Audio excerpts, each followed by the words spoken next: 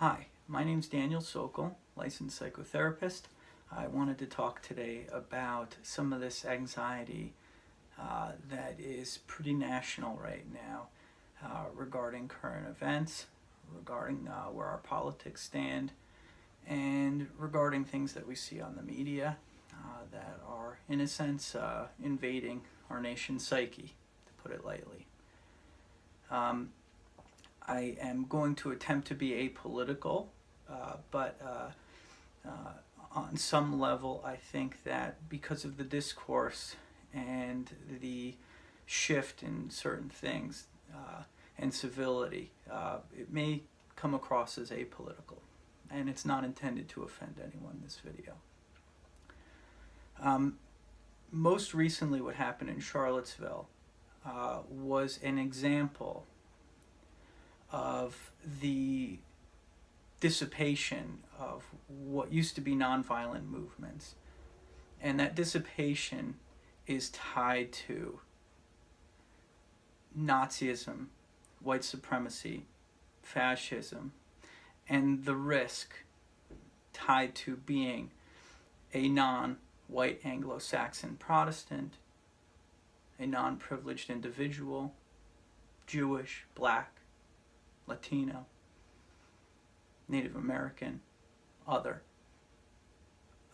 that violence towards them is okay. And on the supposed alt-left that our president recently identified, there's been this idea that nonviolent resistance in progressive movements and progressive protest had been the go-to. And there's been a significant shift. And I think that we tie that shift to the crumbling of civility based on the campaign that was run on the right, the violence that was validated on the right, the spewing of hatred, and the maintenance of that being okay, veiled with the other side just being oversensitive, being snowflakes if they're upset with it. I see patients both on the left and the right of the spectrum, and I can grasp politically where both sides fit and their sense of the world, their sense of tribalism and belonging to one side or the other. But I think that the marked increase in the tension and the anxiety that we're seeing as a whole, tied with the fear of the crumbling of democracy, the crumbling of safety, the crumbling of security, these are pretty heavy and scary things. What played out was very disturbing in Charlottesville. And what played out was a reaction supposedly to history being erased and an assumption that that history was a history that wasn't put there, these southern statues, to intimidate during times of a rise in white supremacy versus a legitimized history is questionable at best.